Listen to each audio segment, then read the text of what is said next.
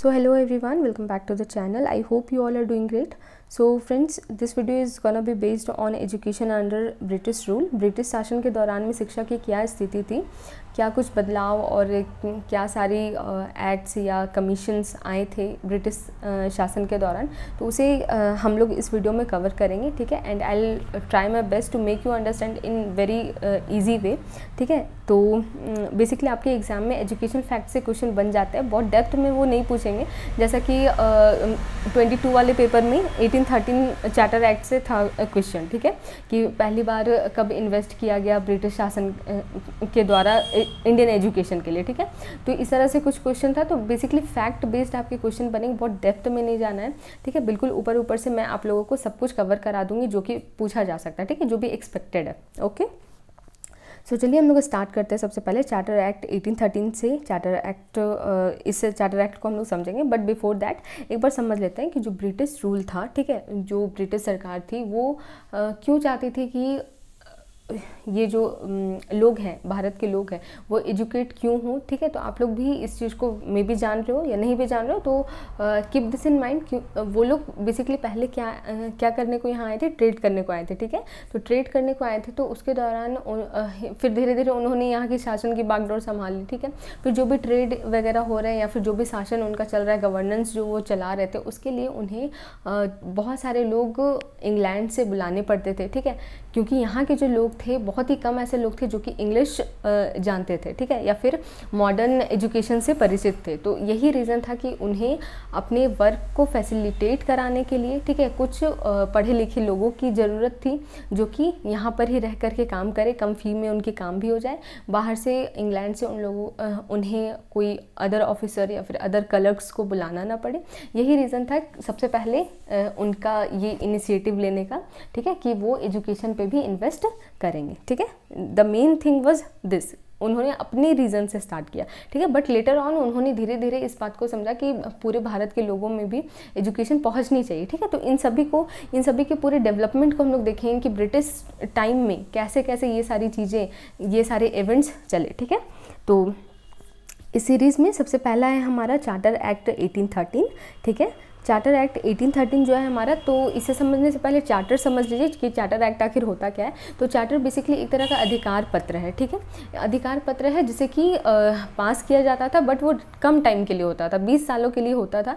हर 20 साल पे आप लोग देखोगे, अगर हिस्ट्री आपने पढ़ी है तो आपको बिल्कुल ध्यान में आएगा कि हर 20 साल पे क्या होते थे, चार्टर एक्ट्स लाए जाते थे। जैसे कि आप लोग 1813 का चार्टर एक्ट देख रहे हो, इसके बाद जो चार्टर एक्ट आया था वो 1833 में आया था, एंड देन फिर आप लोग देखोगे कि 1853 में आया था, ठीक है। और उसके बाद 1858 में क्या हुआ था कि जो कंपनी थी, कंपनी से जो अधिकार थे सारे छीन करके किसे दे दिया गया, ब्रिटिश क्राउन को दे दिया गया, ठीक है। तो कभी हम लोग ये सब डिस्कस करेंगे तो किसी और वीडियो में, बट यहाँ पे बस इतना समझ लीजिए कि जो चार्टर थे वो बेसिकली कम टाइम के लिए लाए जाते थे, एंड इसलिए हम लोग चार्टर एक्ट 1813 पढ़ रहे हैं अभी, ठीक है।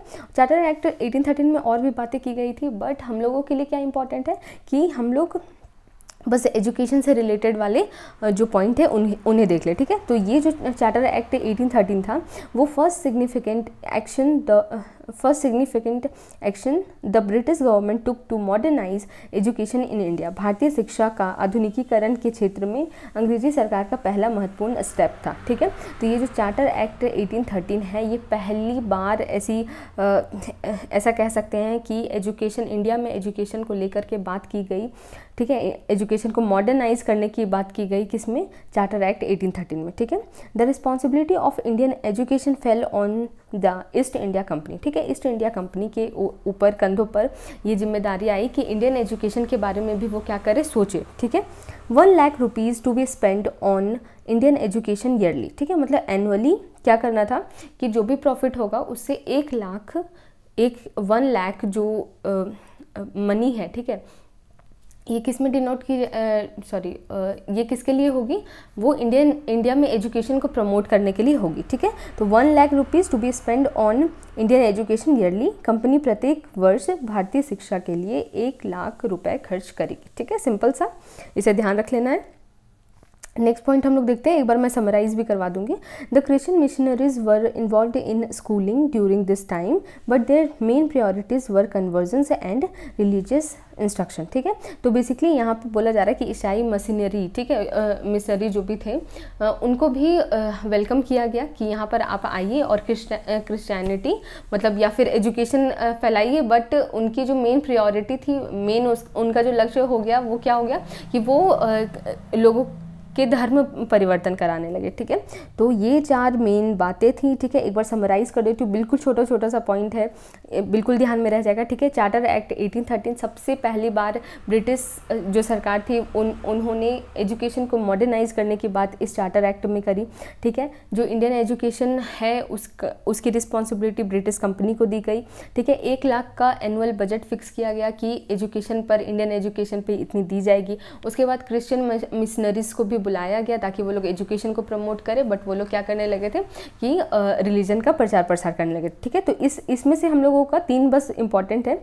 ठीक है, ये ऊपर 3 वाला, ठीक है, कि पहली बार ब्रिटिश सरकार की तरफ से कोई स्टेप था एजुकेशन के लिए, पहली बार इन्वेस्टमेंट की गई 1 लाख रुपए की, फिर इंडियन एजुकेशन के लिए ईस्ट इंडिया कंपनी को बुला गया। ठीक है, ये तीनों मोस्ट इंपॉर्टेंट है। अब हम लोग देख लेते हैं, कुछ डिमेरिट्स देख लेते हैं। ठीक है, तो डिमेरिट्स या फिर फेलियर्स दोनों बोल सकते हैं कि क्यों असफल हो गया या फिर क्या इसमें बुराइयाँ थी।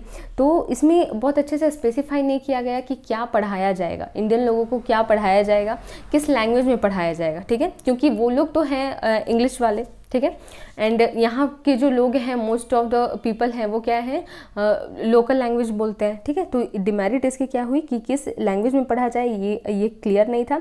इंग्लिश में पढ़ाया जाए या वर्नाक्यूलर लैंग्वेज में, ठीक है, अंग्रेजी में पढ़ाया जाए या किसी इंडियन लैंग्वेज में, लोकल भाषा में पढ़ाया जाए। वर्नाक्यूलर का मतलब क्या होता है कि लोकल भाषा। ठीक है, तो लोकल भाषा इंडियन लैंग्वेज में पढ़ाया जाए या इंग्लिश में पढ़ाया जाए, क्लियर नहीं था। ठीक है, उसके बाद ये भी क्लियर नहीं था कि क्या पढ़ाया जाए। ठीक है, कि क्या इंडिया वाले सब्जेक्ट्स, इंडियन या ट्रेडिशनल सब्जेक्ट्स उन्हें पढ़ाना, या फिर सोसाइटी साइंस या फिर बोल सकते हैं वेस्टर्न सब्जेक्ट्स पढ़ाना। ठीक है, पाश्चात्य जो पश्चिम की जो भी सब्जेक्ट्स है वो उन्हें पढ़ाना है। ओके, तो ये सारी डिमेरिट्स निकल गई। तो यही रीज़न था कि 1813 में आया हुआ ये चार्टर एक्ट लागू अच्छे से नहीं हो पाता है, बहुत बाद में जा करके लागू हो पाया। ठीक है, मैं आपको क्रोनोलॉजी में पढ़ा रही हूँ ताकि आप लोगों को सब रिलेट करके याद हो जाए। ठीक है, डोंट थिंक कि हम लोग एक्स्ट्रा पढ़ रहे हैं। ठीक है, ये स्टोरी लाइन जो है ना वही आपको याद रखने में हेल्प करेगी। ठीक है, एंड लॉन्ग रन में भी आप देखोगे कि जब आप बाद में भी एग्जाम हो भी जाएंगे फिर भी आपको ये चीज़ हेल्प करने वाली है अगर आप जनरल कॉम्पिटिशन की प्रिपरेशन कर रहे हो तो। ठीक है, क्योंकि इन सब से भी क्वेश्चन पूछे जाते हैं। ठीक है, बेसिकली यहाँ से हम लोग को 2-3 पॉइंट याद रखना है। अब आगे हम लोग चलते हैं, इसमें तो खामियां बहुत निकल गई। अब हम लोग आगे चलेंगे मैकाले मिनट की ओर। ठीक है, मैकाले का स्मरण पत्र। ठीक है, तो बेसिकली फर्स्ट जो 1813 का जो एक्ट आया वो क्यों फेल हुआ था, क्योंकि उसमें तय नहीं किया जा सका कि किस लैंग्वेज में पढ़ाया जाएगा। ठीक है, तो उसी चीज़ का सॉल्यूशन लेकर के ये मैकालेस मिनट आया था। ठीक है, इसे एक नाम से और जानते हैं, ये क्या है, the English education act of 1835। ठीक है, मतलब इंग्लिश 1835 का अंग्रेजी शिक्षा अधिनियम। ठीक है, तो सिंपल आपको क्वेश्चन पूछे कि चार्टर एक्ट, पहला चार्टर एक्ट भारतीय शिक्षा के लिए कब आया, तो 1813 में। ठीक है, पूछे मैकाले मिनट या फिर इंग्लिश एजुकेशन एक्ट कब आया, तो 1835 में आया। ठीक है, तो बेसिकली तो ये तो फैक्ट बिल्कुल आप लोगों को याद कर लेना है। ठीक है, अब यहाँ पे मैकालेस मिनट इसे क्यों बोला जाता है। ठीक है, तो मैकाले कौन थे, विधि सदस्य थे एक। ठीक है, और इस टाइम पे गवर्नर जनरल कौन थे, लॉर्ड विलियम बेनेडिक्ट थे। ठीक है, तो ब्रिटिश सरकार से कोई गवर्नर जनरल होता है जो कि सारे मैनेजमेंट को देखता था, तो गवर्नर जनरल वही है आपका। ठीक है, तो बेसिकली यहाँ से हम लोगों को याद रखना है कि 1835 में इंग्लिश एजुकेशन एक्ट आया। ठीक है, अब इसमें क्या क्या बातें बोली गई। ठीक है, मुख्य बातें इसकी क्या थी, क्या क्या इसने बोला, क्या क्या कार्य हुआ। इसके बाद इसने क्या बोला कि वेस्टर्न साइंसेस मॉडर्न स्टडीज़ होगी। ठीक है, जो कॉन्फ्लिक्ट था पहले, जो द्वंद्व चल रहा था कि क्या पढ़ाया जाएगा, तो इसने उस चीज़ को क्लियर किया कि वेस्टर्न साइंसेस मतलब कि पश्चिमी सभ्यता के जो भी सब्जेक्ट्स हैं, साइंस पढ़ाया जाएगा, इंडिया के लोगों को मॉडर्न स्टडीज़ कराई जाएगी। ठीक है, और दूसरी बात इन्होंने क्या बोली कि जो इंग्लिश होगा वो क्या होगा, शिक्षा का माध्यम होगा। The medium of education would be English. English मतलब अंग्रेजी जो होगी वो शिक्षा का माध्यम होगी। ठीक है, नेक्स्ट हम लोग देखते हैं, a limited group of middle upper class Indians were trend. ठीक है, या फिर सिंपल इसको कहा गया कि मैकाले मिनट में बात बोली गई कि हम लोग क्या करेंगे कि पूरे जो इंडिया के लोग हैं सब कोई को नहीं पढ़ाएंगे, ठीक है, कुछ पर्टिकुलर जो अपर या फिर मिडिल क्लास के जो लोग हैं उन लोगों को ही पढ़ाया जाएगा, ठीक है। तो इसे ही बेसिकली क्या बोला जाता है, डाउनवर्ड फिल्ट्रेशन थ्योरी बोला जाता है, अधोगामी निस्पंदन का सिद्धांत कहा जाता है, ठीक है। तो इसमें 2-3 बातें बस हमें याद रखनी है, ठीक है। एक बार मैं फिर से एक्सप्लेन कर देती हूँ कि मैकालेज मिनट इस चीज़ को क्लैरिफाई करने के लिए आया था कि क्या पढ़ाया जाएगा इंडिया में, ठीक है, और किस लैंग्वेज में पढ़ाया जाएगा। तो सबसे पहले इसने क्या बोला कि इंग्लिश पढ़ाया जाएगा और इंग्लिश में पढ़ाया जाएगा, मीडियम इंग्लिश रहेगा, माध्यम अंग्रेजी रहने वाला है, और वेस्टर्न साइंस और मॉडर्न स्टडीज़ को बेसिकली सिलेबस होगा। और इसने क्या बोला कि कुछ ही लोग पढ़ेंगे, मिडिल और अपर क्लास के लोग पढ़ेंगे, इसलिए इसे कहा गया downward filtration theory. Downward filtration theory को इस तरह से आप लोग रिलेट कर सकते हो कि जो नीचे तबके के लोग हैं उन्हें क्या कर दिया गया, साइड कर दिया गया, बस अपर और मिडिल क्लास के ही कुछ लोगों को पढ़ाया जाएगा, ठीक है, जो कि क्या रहेंगे, जो कि शिक्षा ग्रहण करके बिल्कुल अंग्रेजों की तरह सोचेंगे, बोलेंगे, ठीक है, और अंग्रेजी सुप्रीमेसी की तारीफ करेंगे, ठीक है, समझ आया।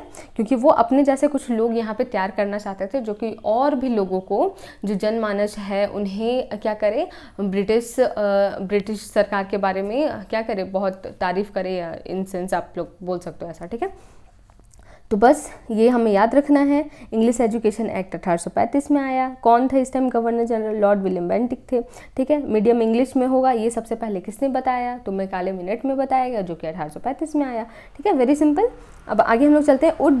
वुड्स डिस्पैच 1854, ठीक है, वुड डिस्पैच 1854 को हम लोग देखेंगे क्या है ये। तो Charles Wood board of control के अध्यक्ष थे, ठीक है। तो 2 टाइप से वर्किंग होती थी, board of director, board of control, ठीक है। तो ये बोर्ड ऑफ कंट्रोल के क्या थे, अध्यक्ष थे। बस आपको ये सब याद नहीं करना है, ठीक है, ये सब मैं इसलिए बता रही हूँ ताकि आप लोगों को लर्न हो जाए, ठीक है।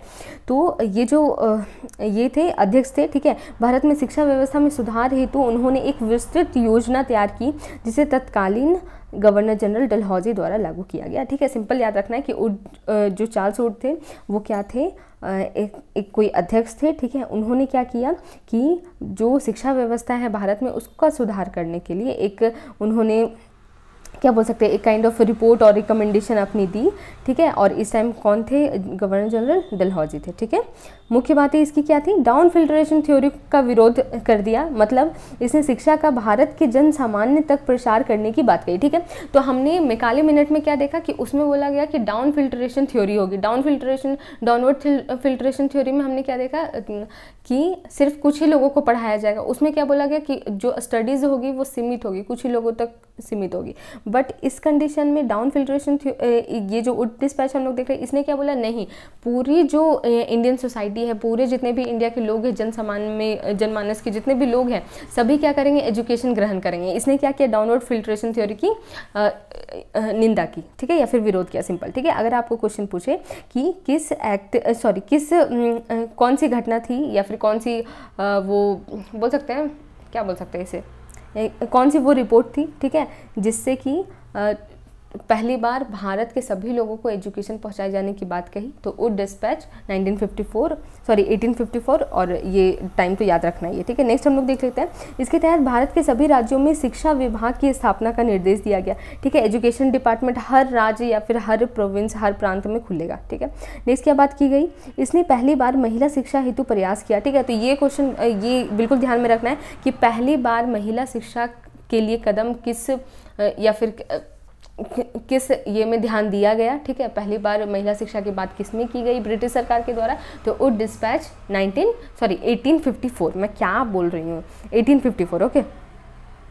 नेक्स्ट अब देखो, इसमें क्या बोला गया कि जो लैंग्वेज होगी, लैंग्वेज को इसने अच्छे से डिस्क्राइब किया, ठीक है। लैंग्वेज कब क्या यूज़ किया जाएगा, कब क्षेत्रीय भाषा में पढ़ाना है, कब अर्ध अंग्रेजी में पढ़ाना है, कब इंग्लिश लैंग्वेज में पढ़ाना है, ठीक है। तो मैकाले मिनट जो था उसने क्या बोला कि इंग्लिश मीडियम में रहेगा। इसने उस चीज़ को, ये जो वुड डिस्पैच है, इसने उस चीज़ को और अच्छे से क्लैरिफाई किया कि जो प्राथमिक शिक्षा है, ठीक है, प्राथमिक शिक्षा है उसका माध्यम क्या होने वाली है, क्षेत्रीय भाषा होगी, ठीक है। क्योंकि इसने ध्यान दिया कि बच्चे क्या रहेंगे उस टाइम, छोटे रहेंगे और उनको डायरेक्ट इंग्लिश में पढ़ाना नॉट पॉसिबल, ठीक है। तो इसने क्या बोला कि प्राइमरी लेवल पर क्षेत्रीय भाषा में बच्चे पढ़ेंगे, लोकल लैंग्वेज में पढ़ेंगे।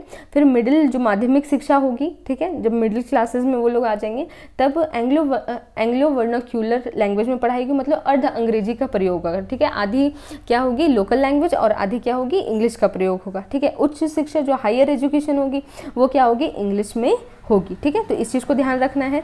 अगर आपसे पूछे कि किसने ऐसे 3 लेवल पर बात करी थी, ठीक है, वैसे तो इतना पूछा नहीं जाएगा बट फिर भी आप लोग ध्यान रख लो, ठीक है, क्या पता पूछ दिया जाए, no matter.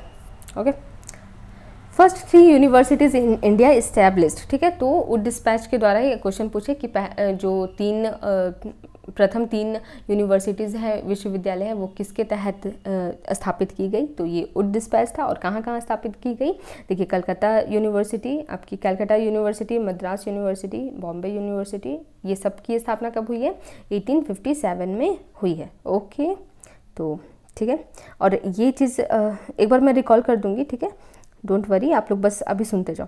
It is known as Magna Carta of English education in India. बहुत इंपॉर्टेंट क्वेश्चन, बहुत अच्छे से इसे ध्यान रखिएगा कि इंग्लिश एजुकेशन इन इंडिया, ठीक है, भारत में अंग्रेजी शिक्षा का मैग्ना कार्टा किसे कहा गया। मैग्ना कार्टा कहने का मतलब महाअधिकार पत्र, ठीक है, मतलब कि बहुत एक इम्पॉर्टेंट और बहुत ही सिग्निफिकेंट ये जो एक्ट आया वो ये जो रिपोर्ट आई वो क्या थी, बहुत सिग्निफिकेंट, बहुत इंपॉर्टेंट थी। इसलिए इसे क्या बोला गया Magna Carta of English education in India बोला गया। क्यों बोला गया, क्योंकि पहली बार first comprehensive plan for the spread of education in India, ठीक है, क्योंकि बात की गई थी ना कि जनमानस में सभी लोगों को तक पहुंचाया जाएगा। लैंग्वेज को भी इन्होंने चेंज कर दिया, 3 लेवल पे कर दिया लैंग्वेज को, ठीक है। तो मैंने देखिए आप लोगों को ये चीज़ इसलिए समझाई ना ताकि आप लोगों को ये समझ में आ जाए क्यों मैग्ना कार्टा कहा गया, ठीक है। बेसिकली हम लोग फैक्ट्स भी रट सकते हैं, उसमें कोई वो नहीं है। आप लोगों को मैं PDF दे दूंगी, आप लोग क्या करना कि फैक्ट्स रट लेना, ठीक है, कोई उसमें दिक्कत नहीं है, आपका उसी से आएगा। बट अगर आप चाहते हो कि थोड़ा समझ के पढ़े तो फिर इस तरह से थोड़ा आप लोग सुन सकते हो, ठीक है। ओके, तो मैग्ना कार्टा क्यों कहा गया, क्योंकि बहुत पहली बार ऐसा था कि व्यापक योजना बनाई गई, अंग्रेजी शिक्षा की व्यापक योजना ये बनाई गई थी, इसलिए मैग्ना कार्टा इसे कहा गया, ठीक है। ओके, इसे याद रखना है। नेक्स्ट हमारा पॉइंट है निजी विद्यालयों के प्रोत्साहन के लिए अनुदान ग्रांट इन एड्स की बात कही गई, ठीक है। तो इसे भी याद रखना कि निजी विद्यालयों के प्रोत्साहन के लिए पहली बार किस में बात की गई, तो उड डिस्पैच आपका 1854 में बात की गई, ठीक है। इसमें बेसिकली वो क्या करेंगे कि अनुदान देंगे कुछ कंपनीज़ को कि तुम क्या करो निजी विद्यालय खोलो, ठीक है। फिर उसके बाद first time teacher training institute इन इंडिया, ठीक है, मतलब कि टीचर ट्रेनिंग इंस्टीट्यूट यानी कि टीचर्स को ट्रेनिंग देने की बात भी इसी में की गई, ठीक है। तो ये 8 पॉइंट्स हैं, फटाफट से एक बार हम लोग रिकॉल कर लेते हैं। उड डिस्पैच, ठीक है, आया किसके बाद आया, मैकाले मिनट के बाद आया। मैकाले मिनट की जो प्रॉब्लम्स थी उसको इसमें सॉर्ट आउट किया गया, ठीक है, क्या क्या प्रॉब्लम। और डलहौजी उस टाइम पे थे और अध्यक्ष कौन थे, चार्ल्स वुड थे इसके, ठीक है। देख लेते हैं कि इसने सबसे पहले तो क्या किया कि जो कुछ लोगों तक ही सीमित है, ठीक है, जो मैकाले मिनट के द्वारा क्या थी एजुकेशन भारत के कुछ ही लोगों तक सीमित थी, अपर और मिडिल क्लास लोगों तक। अब वो क्या हो गई कि सभी पूरे मास को एजुकेट किया जाएगा, पूरे जनमानस को एजुकेट किया जाएगा। पहली बात इसने क्या किया, पूरे जनमानस को एजुकेट करने की बात कही, ठीक है। दूसरी बात ये हुई कि हर प्रांत में क्या होगा एजुकेशन डिपार्टमेंट को खोला जाएगा। तीसरी बात, सबसे पहली बार महिला शिक्षा की इसने बात करी, ठीक है। महिला शिक्षा की पहली बार बात किसमें की गई, उड डिस्पैच में, ठीक है। फिर इसने 3 लेवल पर लैंग्वेज को बताया कि प्राइमरी लेवल पर प्राथमिक शिक्षा पर पहले बच्चा किसमें पढ़ेगा, लोकल लैंग्वेज में पढ़ेगा, फिर बच्चा अर्ध अंग्रेजी में पढ़ेगा, फिर जो हायर एजुकेशन होगी वो किसमें होगी, इंग्लिश लैंग्वेज में होगी, ठीक है। नेक्स्ट हम लोग देखते हैं कि 3 यूनिवर्सिटीज़ इसके द्वारा स्थापित की गई 1857 में, कलकत्ता, मद्रास, बॉम्बे, ठीक है।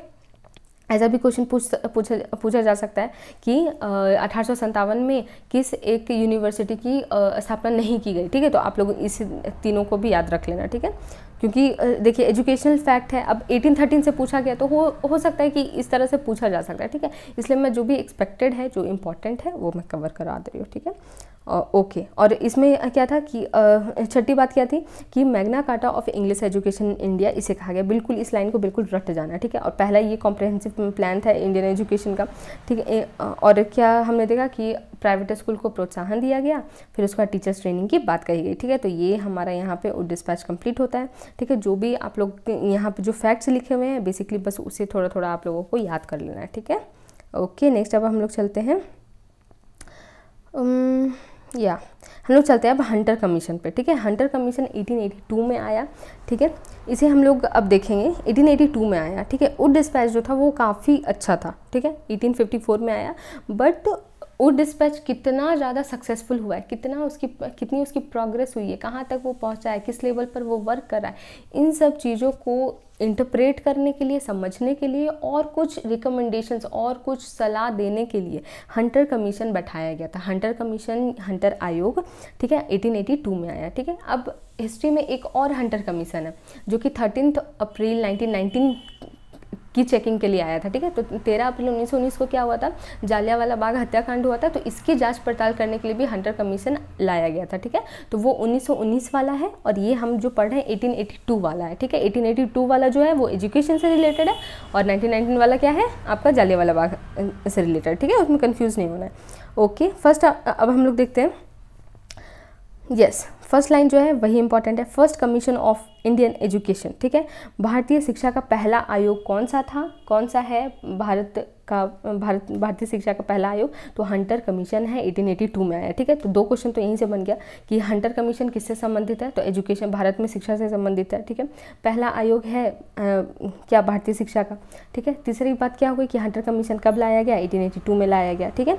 अब इसमें जो मैंने अभी आपको बताया ना कि वुड डिस्पैच को सही से लागू हुआ या नहीं, उसी की चेकिंग के लिए आया था, तो एक बार रीड कर देती हूँ मैं इसे। 1854 से 1882 तक के शिक्षा की स्थिति का आकलन करने व अपने सुझाव देने के लिए इसे बनाया गया, to review the progress of the education of the country, और रिकमेंडेशन भी इसे देना था, वुड डिस्पैच सही से लागू हुआ या नहीं, ये सब इससे क्या करना था, बताना था, इसलिए हंटर कमीशन लाया गया, ठीक है। इस कमीशन के अध्यक्ष कौन थे, विलियम हंटर थे। तो बेसिकली जो भी आयोग का नाम होता है, बेसिकली जो भी अध्यक्ष है उन्हीं के नाम पर होता है, ठीक है। तो विलियम हंटर इसके अध्यक्ष थे, तो इसका नाम क्या हो गया, हंटर कमीशन हो गया, ठीक है। लॉर्ड रिपन के द्वारा इसे एस्टैब्लिश किया गया था, मतलब इस आयोग की नियुक्ति किस, एस्टैब्लिश नहीं, अपॉइंट, ठीक है, अपॉइंट किया गया था लॉर्ड रिपन के द्वारा, ठीक है। लॉर्ड रिपन के द्वारा अपॉइंट किया गया था। और लॉर्ड रिपन किसके लिए जाने जाते हैं, लोकल सेल्फ गवर्नमेंट के लिए जाने जाते हैं, ठीक है। क्या इसे हिंदी में बोलेंगे, लोकल स्वशासन, ठीक है। मतलब कि लोकल लेवल पर ही लोकल बॉडीज़ ही अपने काम को करें, इस चीज़ के लिए लॉर्ड रिपन जाने जाते हैं, ठीक है। तो यहाँ इस चीज़ में भी हम लोग एजुकेशन के सेक्टर में भी देखेंगे कि लॉर्ड रिपन के द्वारा जो ये हंटर कमीशन लाई गई, उसमें जो मुख्य बातें थी उसमें लोकल सेल्फ गवर्नमेंट या फिर लोकल लेवल पर एजुकेशन की क्या बात कही गई, ठीक है। तो पहली बात क्या हुई कि ये जो प्राथमिक शिक्षा वर्नाक्युलर लोकल लैंग्वेज में होगी, ठीक है। तो लोकल लैंग्वेज में प्राथमिक शिक्षा होगी, ये इसने बात बोली, तो ये तो वुड डिस्पैच में भी था हमारा, ठीक है। उसके बाद लोकल देखिए, अब ये जो प्राथमिक शिक्षा है उसकी जो उत्तरदायी होगी, ठीक है, रिस्पॉन्सिबल जो होगी वो लोकल बॉडीज़ होगी, ओके। नेक्स्ट देखते हैं, प्राइमरी शिक्षा के बाद सेकेंडरी में बच्चे जाएंगे, उनके पास 2 ऑप्शंस होंगे, ठीक है। तो बेसिकली इसमें क्या बोला गया कि जो प्राइमरी एजुकेशन है, प्राथमिक शिक्षा है, वो लोकल जो अथॉरिटी है, वहाँ के आसपास की जो अथॉरिटी है, वही क्या करवाएगी, शिक्षा दिलवाएगी, ठीक है। नेक्स्ट क्या बात बोली गई कि प्राइमरी शिक्षा खत्म होने के बाद बच्चों के पास क्या होंगे, 2 ऑप्शंस होंगे, ठीक है। जैसे कि आप लोग समझ लो कि जैसे हम लोग 10th खत्म करते हैं, उसके बाद हमारे पास 3 ऑप्शंस होते हैं ना, कि या तो आर्ट्स हम ले, या तो कोई वोकेशनल कोर्स हम करें, या हम साइंस लेके पढ़े, कॉमर्स लेके पढ़े, ठीक है। तो काइंड ऑफ उसी तरह से कि जब प्राइमरी शिक्षा खत्म होगी तो सेकेंडरी में जाने के टाइम क्या होंगे, बच्चों के पास 2 ऑप्शन होंगे। 2 ऑप्शन क्या होंगे, एक तो लिटरेरी ऑप्शन होगा और एक वोकेशनल ऑप्शन होगा, ठीक है। लिटरेरी अगर वो आगे की पढ़ाई करना चाहते हैं, ठीक है, तो वो लोग क्या कर सकते हैं, साहित्यिक वाला क्षेत्र चूज़ कर सकते हैं। वोकेशनल कहने का मतलब क्या हो गया कि अगर कोई पेशे में उन्हें जाना है, करियर बनाना है, तो वो वोकेशनल कोर्स कर सकते हैं, ठीक है। तो ये बात कही गई थी। और एक बात बोली गई और, ठीक है, it stressed on liberal grant in aid system, ठीक है, निजी स्कूल खोलने हेतु अधिक अनुदान, जिससे तेजी से शिक्षा का विस्तार हुआ, स्कूल्स खुले, ठीक है। तो यहाँ पे समझिएगा कि जो अनुदान देने की बात थी, हम लोगों ने पढ़ा ना वुड डिस्पैच में भी कि ग्रांट एड्स की बात की गई, मतलब कि जो प्राइवेट स्कूल्स हैं वो खुलेंगे, तो वो उस टाइम कम लेवल पे हुआ था। लेकिन इस हंटर कमीशन ने क्या बोला कि बहुत सारे अनुदान दिए गए, ठीक है, इसके द्वारा जो रिकमेंडेशन थी उस पर बहुत सारे अनुदान दिए गए। अब बहुत सारे क्या बोल सकते हैं, कंपनीज आई जो कि क्या करने लगी, निजी स्कूल खोली, और निजी स्कूल के खुलने से क्या होगा कि ज़्यादा से ज़्यादा बच्चे पढ़ पाएंगे, ठीक है, जो भी है, ओके। तो ज़्यादा से ज़्यादा स्कूल खुले, स्कूल्स का विस्तार हुआ, सिंपल, ठीक है। तो इसे मैं एक बार रिकॉल कर देती हूँ हंटर कमीशन को। हंटर कमीशन 1882 में आया, पहला आयोग था भारतीय शिक्षा का, ठीक है। वुड डिस्पैच और एजुकेशन सिस्टम कहाँ तक प्रोग्रेस किया इसके लिए आया था, ठीक है। हंटर जो थे वो इसके अध्यक्ष थे, लॉर्ड रिपन के द्वारा ये लाया गया। Lord Ripon local self government वाले हैं, ठीक है, स्वशासन पर मतलब लोकल लोगों पर मतलब वो चाहते हैं क्या कि लोकल सेल्फ गवर्नमेंट हो, ठीक है। तो उसी चीज़ को इसमें इम्प्लीमेंट भी किया गया। क्या बोला गया कि जो लोकल बॉडीज़ हैं वही क्या करवाएंगे, प्राथमिक शिक्षा करवाएंगे। प्राथमिक शिक्षा का जो लैंग्वेज होगा वो क्षेत्रीय भाषा ही होगी। और इसने क्या बोला कि प्राथमिक शिक्षा के बाद क्या होगा, हंटर कमीशन ने क्या बोला कि प्राथमिक शिक्षा के बाद बच्चों के पास 2 ऑप्शन होंगे और इस तरह से वो लोग चूज़ कर सकते हैं। नेक्स्ट उन्होंने क्या किया, बहुत ज़्यादा लिबरल या उदार कर दिया, अनुदान बहुत ज़्यादा उन्होंने दिया प्राइवेट स्कूल्स को, जिससे कि क्या हुआ, बहुत सारे स्कूल्स खुले। ओके, तो यहाँ तक हमारा हो गया। तो जो फैक्ट्स है मेनली वो आप लोगों को याद कर लेना है, ठीक है। वैसे तो मैंने एक बार बता ही दिया आप लोगों को क्या याद करना है इसमें, ठीक है। अब हम लोग फैक्ट से देख लेते हैं। 1 लाइनर है, याद कर लीजिएगा। Muslim madrasa in Calcutta established by Warren Hastings in 1781, ठीक है। तो पहला जो मुस्लिम मदरसा था वो कलकत्ता में खोला गया वॉरेन हेस्टिंग के द्वारा 1781 में, ठीक है। तो 1 लाइनर पूछा जा सकता है, ठीक है। नेक्स्ट क्वेश्चन क्या है, 1791 में संस्कृत कॉलेज की स्थापना किसके द्वारा की गई, तो जोनाथन डंकन के द्वारा की गई 1791 में। ओके, सेकेंड एजुकेशनल इंस्टीट्यूशन इसे बोला जाता है, ओके, कि शैक्षणिक संस्था है ये दूसरे नंबर की, ठीक है, दूसरी शैक्षणिक संस्था है। ओके, नेक्स्ट देखिए 1800 में फोर्ट विलियम कॉलेज की स्थापना वेलेस्ली ने की थी, ठीक है। तो वेलेस्ली के द्वारा 1800 में फोर्ट विलियम कॉलेज की स्थापना हुई थी, ठीक है। तो 3 लाइनर्स हैं, याद कर लेना है। ओके, इसमें सबसे मोस्ट इंपॉर्टेंट जो मुझे लगता है वो सेकेंड लगता है, ठीक है। पूछा जाएगा तो ये पूछा जा सकता है, ठीक है। तो इसे एक बार तो अच्छे से ध्यान रख लेना आप लोग। ओके, नेक्स्ट अब चलिए आगे बढ़ते हैं हम लोग। ओके, अब देखते हैं हम लोग विश्वविद्यालय आयोग को, ठीक है। तो अभी तक हमने बहुत पढ़ लिया ना, अभी क्या क्या कंप्लीट करवाना है बस, आई थिंक ओहो 2 और है ना पेजेस, कोई बात नहीं, ठीक है। अभी तक हमने सब कुछ क्लियर कर लिया। अब हम लोग यूनिवर्सिटी कमीशन, रैले कमीशन को देखते हैं, विश्वविद्यालय आयोग, ठीक है। तो अभी तक हमने देखा कि प्राथमिक शिक्षा, माध्यमिक शिक्षा, ठीक है, उच्च शिक्षा, ये सब की नॉर्मल बात हुई, ठीक है। लेकिन अब हम लोग विश्वविद्यालय या फिर उच्च हायर एजुकेशन पर अच्छे से हम लोग देखेंगे कि क्या उस क्षेत्र में किया गया, ठीक है। प्राथमिक पर बहुत काम हो गया, माध्यमिक पर बहुत काम हो गया, अब हम लोग हायर एजुकेशन पर विश्वविद्यालय शिक्षा पर हम लोग क्या करेंगे, बात करेंगे, ठीक है। तो इसके लिए क्या किया गया कि यूनिवर्सिटी कमीशन विश्वविद्यालय आयोग का गठन किया गया, ठीक है। भारतीय विश्वविद्यालय आयोग कब आया, 1902 में लाया गया, ठीक है। पहला क्वेश्चन तो आपका यही बन गया कि भारतीय विश्वविद्यालय आयोग भारत में कब लाया गया, ठीक है। तो ये जो आयोग की नियुक्ति हुई थी वो क्या हुई थी, 1902 में हुई थी, ठीक है। किसके द्वारा लाया गया, भारतीय विश्वविद्यालय आयोग, ठीक है। तो 1902, अगर आप लोग टाइम पीरियड याद रखे हुए हो कि लॉर्ड गवर्नर जनरल जो कर्जन थे वो कब से कब तक थे, तो आपको वैसे भी याद रह जाना है, ठीक है। बट यहाँ पे ध्यान रख लीजिए कि भारतीय विश्वविद्यालय आयोग किसके काल में आया था, कर्जन के काल में आया था, ठीक है। ओके, इसने अपॉइंट किया था और चेयरमैन कौन थे, थॉमस रैले थे, ठीक है। इस यूनिवर्सिटी कमीशन विश्वविद्यालय आयोग के जो चेयरमैन थे वो कौन थे, थॉमस रैले थे, ठीक है। इसलिए इस कमीशन को, ये जो विश्वविद्यालय आयोग है उसे क्या बोलते हैं, एक एक्स्ट्रा नाम है इसका, रैले कमीशन, ठीक है। क्या बोलते हैं, रैले कमीशन, क्यों, क्योंकि इसके जो हेड थे, चेयरमैन थे, वो थॉमस रैले थे, ठीक है। तो बस इस पॉइंट को भी ध्यान रखना है। To make necessary reforms in colleges and universities, ठीक है। मतलब कि कॉलेज और यूनिवर्सिटीज़ में ज़रूरी क्या हो, रिफॉर्म हो, सुधार हो, इसके लिए ये यूनिवर्सिटी कमीशन को बैठाया गया था, ठीक है। भारतीय गवर्नर जनरल कर्जन ने कॉलेजों और विश्वविद्यालयों में आवश्यक सुधार करने के लिए थॉमस रैले की अध्यक्षता में भारतीय विश्वविद्यालय आयोग की नियुक्ति की, कब की, 1902 में की। बस इतनी बात हमें एक लाइन में याद रख लेनी है। डेट तो याद रखनी है कि भारतीय विश्वविद्यालय आयोग कब आया, तो 1902 में आया। किसने लाया, कर्जन ने लाया। हेड कौन थे, रैले थे, इसलिए रैले कमीशन भी बोला जाता है। क्यों लाया गया, ताकि कॉलेज और यूनिवर्सिटी में क्या किया जा सके, उस सुधार किया जा सके, सिंपल, ठीक है।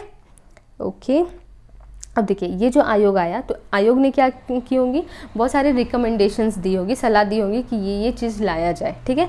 तो उसी चीज़ को ध्यान में रख के क्या लाया गया, इंडियन यूनिवर्सिटीज़ एक्ट लाया गया, 1904 में आया, ठीक है। जो विश्वविद्यालय आयोग है उसका गठन 1902 में आया, जबकि उसके जो भी सलाह थे उसके आधार पर ही एक अधिनियम पारित किया गया 1904 में, जिससे क्या बोलते हैं, भारतीय विश्वविद्यालय अधिनियम कहा जाता है, ठीक है।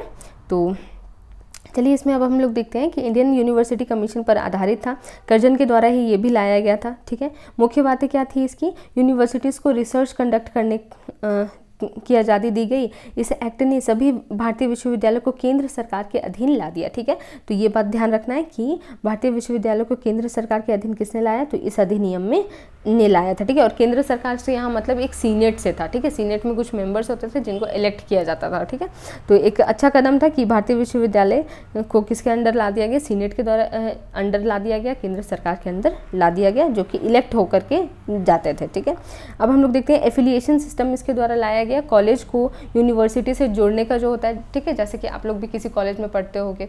ठीक है, तो वो किसी एक यूनिवर्सिटी से होता है। ठीक है, जैसे कि हमारे एरिया में जगन्नाथ जैन कॉलेज है। ठीक है, जे कॉलेज बोलते हैं, तो वो वीबीयू से एफिलिएटेड है। ठीक है, वेरी सिंपल। जैसे कि आप लोग अभी किसी कॉलेज में जाओगे, हमारा GWTTC जो अभी बीएड का जिसमें हूँ मैं अभी। ठीक है, तो वो किससे एफिलिएटेड है, रांची यूनिवर्सिटी। तो ये वाली सिस्टम जो है ना इसी टाइम से स्टार्ट हो गई थी। ठीक है, विश्वविद्यालय से मान्यता प्राप्त करने के इच्छुक कॉलेजों के लिए कठोर नियम भी इसके साथ ही बना दिए गए थे। ठीक है, तो बस इतनी सी बात हमें याद रखनी थी इंडियन यूनिवर्सिटी एक्ट से। ठीक है, कि ये अधिनियम कब पारित हुआ, पहली बात 1904 में। ठीक है, दूसरी बात क्या, इंडियन यूनिवर्सिटी कमीशन पर आधारित था, कर्जन के द्वारा लाया गया। इसने दो मेन बातें कही, एफिलिएशन सिस्टम लाया कि कॉलेज को यूनिवर्सिटी से जोड़ा जाएगा, प्लस इसने क्या किया, जितने भी विश्वविद्यालय थे उसकी शिक्षा को किसके अंडर में कर दिया, केंद्र सरकार के अंदर में कर दिया। ठीक है, और रिसर्च पेपर वगैरह भी एग्जाम्स के साथ यूनिवर्सिटी में होंगे, इसने ये बात कही। ओके, अब हम लोग देखते हैं बुनियादी शिक्षा के बारे में। ठीक है, तो अभी तक हमने ब्रिटिशर्स के बारे में पढ़ा। ठीक है, तो ब्रिटिशर्स का ही टाइम चल रहा था, 1937 जो हम पढ़ने जा रहे हैं। तो इस टाइम पर महात्मा गांधी भी भारतीय शिक्षा पर ध्यान दे रहे थे, और उन्होंने शिक्षा को लेकर के अपने कुछ विचार प्रकट किए थे, और उसके बाद ही उन्होंने एक बेसिक शिक्षा की बात करी थी और उसके कुछ पॉइंट्स बताए थे, जिसे हम अभी पढ़ लेंगे। ठीक है, ये आपका 2023 के पेपर में आया है, नई तालीम या फिर बुनियादी शिक्षा क्या थी, ये क्वेश्चन था आपका। ठीक है, किसके द्वारा लाया गया, ऐसा ही कुछ क्वेश्चन था। तो चलिए इसे हम लोग पढ़ लेते हैं अच्छे से। बुनियादी शिक्षा बेसिक एजुकेशन 1937 में इसे लाया गया। ठीक है, पहली बात। दूसरी बात, ये सबको पढ़ लेना है। ठीक है, कि इसके बहुत सारे नाम है। ठीक है, वर्धा योजना पूछे तो भी यही है, नई तालीम पूछे तो भी यही है, बुनियादी तालीम पूछे या बेसिक शिक्षा बोले तो भी यही है। ठीक है, मतलब कि नई तालीम, बेसिक शिक्षा सब हमारा कुछ भी पूछे इसमें से तो सब कब आया, 1937 में। पहली बात तो यही याद रखनी है। ठीक है, अब महात्मा गांधी के कुछ विचार को हम लोग समझ लेते हैं, तो हम लोगों को ये नई तालीम समझने में क्या हो जाएगी, आसानी हो जाएगी। महात्मा गांधी ने क्या कहा था, शिक्षा से मेरा अभिप्राय बालक तथा मनुष्य के शरीर, मन एवं आत्मा के सर्वोत्तम गुणों के सर्वांगीण विकास से है। ठीक है, तो क्लियरली यहाँ पे समझ आ रहा है कि महात्मा गांधी जो है, ठीक है, गांधी जी जो है वो क्या कह रहे हैं कि जो एजुकेशन है, जो शिक्षा है, वो सीमित नहीं होनी चाहिए। वो क्या होनी चाहिए, डायनेमिक होनी चाहिए, विविध, मतलब एक तरह से क्या होनी चाहिए, विस्तृत होनी चाहिए, जिसमें कि बच्चे का सिर्फ जो एजुकेशन है वो बुक तक ही सीमित ना हो, बल्कि उसका क्या हो, सर्वांगीण विकास हो। ठीक है, मतलब कि बालक तथा मनुष्य के शरीर, मन, आत्मा, ठीक है, के सर्वोत्तम गुणों, ठीक है, मतलब जो सबसे अच्छी क्वालिटीज हैं उसकी क्या हो, सर्वांगीण विकास हो। ठीक है, तो बहुत ही एक ब्रॉडर टर्म में इन्होंने क्या किया, एजुकेशन को डिफाइन किया। ठीक है, यही रीज़न है कि उन्होंने बेसिक एजुकेशन सिस्टम दिया। इन बातों को हम लोग समझेंगे अभी। ठीक है, गांधी जी ने बेसिक एजुकेशन सिस्टम या फिर यही बुनियादी शिक्षा प्रणाली की बातें कुछ कही थी। ठीक है, इन्होंने इस चीज़ को प्रपोज किया था। ठीक है, अब देखते हैं हम लोग क्या है, निःशुल्क एवं अनिवार्य शिक्षा का सिद्धांत। ठीक है, principle of free and compulsory education. इन्होंने क्या कहा कि जो एजुकेशन है वो क्या होनी चाहिए, फ्री होनी चाहिए और कंपलसरी होनी चाहिए। ठीक है, फ्री और कंपलसरी एजुकेशन के बारे में हमने लास्ट वीडियो में बात करी ना, कि हमारे आर्टिकल नंबर 21A में क्या कहा गया है कि 6 से 14 साल के बच्चों को क्या मिलनी चाहिए, फ्री और कंपलसरी एजुकेशन मिलनी चाहिए। ठीक है, तो यहाँ पर भी महात्मा गांधी उन्हीं बातों को कह रहे हैं। ठीक है, तो नेक्स्ट हम लोग देखते हैं स्वावलंबन और आत्मनिर्भरता का सिद्धांत, मतलब सेल्फ, मतलब इनका कहना क्या था कि जो भी बच्चे सीखे, ठीक है, उससे क्या हो सके, वो सेल्फ डिपेंडेंट बन सके। ठीक है, मतलब इंडिपेंडेंट हो, वो अपना काम कर सके खुद से एंड वो पैसे कमा सके। ठीक है, बच्चे को क्या बनाना है, स्वावलंबन बनाना है। ऐसी शिक्षा उन्हें देनी है, बस किताबी ज्ञान नहीं देना है, बल्कि उन्हें क्या करना है, स्किल्स भी सिखाना है। बेसिकली यहाँ पे वो कौशल की बात कर रहे हैं कि बच्चे को क्या बनाना है, हमें स्वावलंबन बनाना है, सेल्फ डिपेंडेंट बनाना है। ओके, फिर यहाँ पर क्या है, शिक्षा का माध्यम इन्होंने बताया कि बिल्कुल मातृभाषा में क्या होगी, शिक्षा होनी चाहिए। ठीक है, शिक्षा का आधार क्या होगा, handicraft should be the base, ठीक है। मतलब हस्तकला मतलब बच्चे बना करके, कोई भी जो भी उन्हें सिखाया जा रहा है वो बच्चे बना करके, हस्तकला क्या रहेगा, किसी भी लर्निंग का क्या होगा, बेस होगा, आधार होगा, इन्होंने ऐसा कहा, ठीक है। ओके, ठीक है। और he stressed on learning by doing, ठीक है, करके सीखने पर इन्होंने क्या किया, जोर दिया, ठीक है। तो इनके ये हस्तकला वाले शिक्षा के आधार से ही समझ आ रहा है कि हैंडीक्राफ्ट्स पर इन्होंने जोर दिया, मतलब कि वो करके सीखने पर क्या करते थे, जोर देते थे, ठीक है। फिर यहाँ पर डीमेरिट्स हैं कुछ, इसकी देख लेते हैं हम लोग ताकि ये और अच्छे से समझ में आ जाए। तो टाइम टेकिंग प्रोसेस था, क्योंकि हर कुछ करके सीख पाना क्या है, पॉसिबल नहीं है, ठीक है। और इन्होंने क्या कहा था कि हैंडीक्राफ्ट्स बेस्ड होना चाहिए, ठीक है। तो सभी लर्निंग को हम लोग हर सब्जेक्ट हम लोग इस तरह से नहीं पढ़ सकते, ठीक है। लिमिटेड लर्निंग, ठीक है। या फिर हैंडीक्राफ्ट से उनका ये भी मतलब था कि बच्चे को क्या करना है, कुछ कौशल सिखाना है, हस्तकला कुछ सिखानी है, जिससे कि वो बच्चा क्या कर सके, वो खुद से पैसे कमा सके, ठीक है, अपनी अर्निंग कर सके, ठीक है। तो यहाँ पे टाइम टेकिंग प्रोसेस है, लिमिटेड लर्निंग है, ठीक है, कुछ ही हिस्से तक की लर्निंग हो सकती है इस ये वाले स्ट्रक्चर से। Not every subject can be taught in handicraft, ठीक है। तो ये चीज़ आपको समझ आ गई होगी। मटेरियल्स अनअवेलेबिलिटी, ठीक है। तो ज़रूरी नहीं है कि हैंडीक्राफ्ट जो बच्चे को सिखाना है हमें हर तरह की चीज़ उस एरिया में क्या हो, अवेलेबल हो, मतलब कि जो पदार्थ चाहिए उस काम को करने के लिए वो अनअवेलेबल होना, ठीक है, उसकी अवेलेबिलिटी नहीं होना, सिंपल, ठीक है। फेलियर, ठीक है। तो फेलियर तो इन सभी कारणों से भी हुआ, ठीक है, कि ये टाइम टेकिंग प्रोसेस था, लिमिटेड लर्निंग थी इसमें, ठीक है। हैंडीक्राफ्ट के सारे सामान उपलब्ध नहीं थे, हर सब्जेक्ट को इस तरह से नहीं पढ़ाया जा सकता था, ठीक है। और फेलियर का एक और कारण था कि 1939 में क्या हुआ कि सेकेंड वर्ल्ड वार की स्टार्ट हो गई, जिससे कि ये अच्छे से इम्प्लीमेंट नहीं हो पाया, ठीक है। तो यहाँ से हम लोग को बेसिक क्या MCQ जैसा क्या पूछा जा सकता है, ठीक है। बेसिकली तो सबका नाम याद रख लेना आप लोग, वर्धा योजना, नई तालीम, बुनियादी शिक्षा, ठीक है, ये 3 मोस्ट इंपॉर्टेंट है, ठीक है। 1937 में इसे लाया गया, महात्मा गांधी के द्वारा ये दिया गया। इन्होंने फ्री कंपलसरी एजुकेशन की बात कही, बच्चे को स्वावलंबन और आत्मनिर्भरता सिखाना है, ठीक है। बच्चे को क्या करेंगे, मदर लैंग्वेज में, मदर टंग में सिखाएंगे। फिर उसके बाद हस्तकला, हैंडीक्राफ्ट्स की इन्होंने बात करी थी, ठीक है। लर्निंग बाय डूइंग की इन्होंने बात की। फिर ये सब हमने देख लिया कि फेल ये क्यों हुआ, ठीक है। तो बेसिकली यहाँ तक हमने बहुत सारी चीज़ों को कवर कर लिया है ना। तो इसके बाद क्या करूँगी ना, मैं एक और वीडियो दे दूँगी आप लोगों को। हम लोगों ने इससे पहले की जो वीडियो थी उसमें क्या कवर किया था, फंडामेंटल राइट्स, ड्यूटीज़, ये सब में कहाँ कहाँ बात की गई है एजुकेशन से रिलेटेड, वो हमने कर लिया। आज हमने किया, एक ब्रॉड टॉपिक था, इस नोट्स को प्रिपेयर करने में भी मुझे टाइम लगा। एंड अगर और दूसरी बात बताऊँ तो अभी बिल्कुल नई सी जगह है एंड मुझे थोड़ा अनकम्फर्टेबल यहाँ फील हो रहा है, but people are very great here, ठीक है, सब बहुत अच्छे हैं। घर से मैं दूर हूँ तो मुझे थोड़ी सी दिक्कत हो रही है एडजस्ट होने में, बट कोई नहीं, धीरे धीरे हो जाएगा वो भी, ठीक है। और बेसिकली कल मेरे पापा मतलब कि यहाँ पर थे एंड कल वो चले गए, तो कल मेरी हालत बहुत ख़राब थी, ठीक है। आधा मैंने नोट्स बना दिया था, ठीक है। एंड आप लोगों को मैंने बोला था सैटरडे संडे को वीडियोस आ जाएंगे, बट उस टाइम भी मुझे ऑफिस मतलब काम था तो मुझे वहाँ जाना पड़ा, ठीक है। So it was like that and I am also dedicated. मुझे हर टाइम ये फिक्र रहती है कि हाँ वीडियो पोस्ट करनी है, आप लोगों के एग्ज़ाम है, ठीक है। And to be very honest, मैं अपने साइड से पूरी कोशिश कर रही हूँ कि मैं टाइम से वीडियो आप लोगों को दे दूँ, ठीक है। आप लोग खुद देखो इस चीज़ को, 7 पेजेस की नोट्स मैंने बनाई है, इट टेक्स टाइम, ठीक है। और ऊपर से अभी न्यू मेरी जॉब है एंड आप लोग खुद इस चीज़ को समझो कि बिल्कुल कल्चर ही बिल्कुल डिफरेंट सा हो गया एंड मुझे एडजस्ट होने में थोड़ा टाइम लग रहा है। बाकी यहाँ के लोग बहुत अच्छे हैं।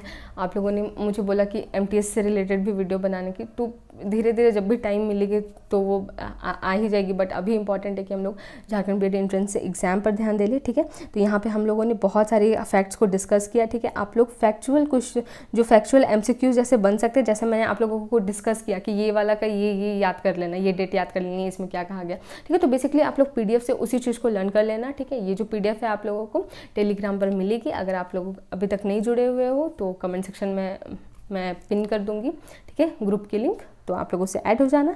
एंड इसके जस्ट बाद, ठीक है, मैं क्या करूँगी कि नेशनल एजुकेशन पॉलिसी जो है हमारी वो सब एंड कुछ और जैसे सर्व शिक्षा अभियान, छोटे मोटे जो भी टॉपिक्स हैं, 1 लाइनर टाइप, ठीक है, कुछ थोड़ी सी एक्सप्लेनेशन होगी और 1 लाइनर टाइप मैं आप लोगों को कवर करा दूँगी। एंड देन हमारा क्या बचेगा, टीचिंग एप्टीट्यूड में टीचिंग मेथड्स और टीचिंग अप्रोच वाला एक टॉपिक बच रहा है, और NUEP मतलब छोटी सी बस टॉपिक है, बस 1-2 video and that's it. Teaching aptitude का जो थ्योरी सेक्शन है, जो भी हमने सिलेबस को फिगर आउट किया था कि यहाँ से क्वेश्चन बनता है, वो सारा ही कंप्लीट हो चुका है। ठीक है, अगर आप इस चीज़ को श्योर करना चाहते हो तो आप लोग टेलीग्राम ग्रुप में ही सिलेबस की PDF दी हुई है, उसमें आप लोग TA की जो PDF हमने सिलेबस की बनाई थी, आप उसे एक बार जा कर के देखना। ठीक है, 2 बस ये टीचिंग मेथड वाली हमारी टॉपिक बची हुई है और कुछ वैसा बचा हुआ नहीं है। ठीक है, तो हमारा बेसिकली टीचिंग एप्टीट्यूड 2 क्लासेस में ख़त्म होने वाला है। ठीक है, अगर कुछ रह गया होगा तो एक क्लास में और मैं एक बार अच्छे से उसे आप लोगों को दे दूँगी। एंड इन दिस वे हम लोगों ने काइंड ऑफ कवर कर लिया है teaching aptitude. Don't worry, MCQs आप लोग अदर यूट्यूब चैनल से भी पढ़ सकते हो। ठीक है, मेरी पूरी कोशिश थी कि मैं क्या करूँ, आप लोगों को MCQs भी कराऊँ या फिर रीजनिंग के भी वीडियोस कराऊँ, बट नॉट पॉसिबल, मतलब पॉसिबल हो नहीं पा रहा है ये चीज़।